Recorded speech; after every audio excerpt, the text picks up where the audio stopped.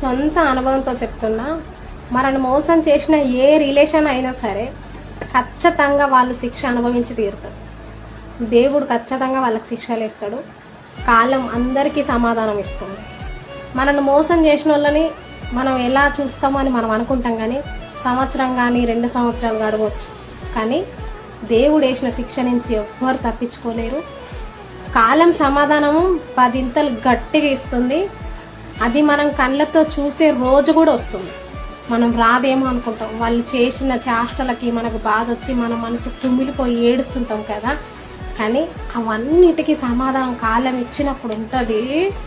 ఎట్లా ఉంటుంది అంటే నువ్వు అసలు చూసినప్పుడు నీకు తెలుస్తుంది దేవుడు ఉన్నాడు, కాలం సమాధానం ఇచ్చింది తెలుస్తుంది. కొంచెం లేట్ అవ్వచ్చు, కానీ అది ఇచ్చినప్పుడు ఉంటుంది చూడు, ఆ దేవుడి మీద నీకు ఖచ్చితంగా నమ్మకం కలుగుతుంది.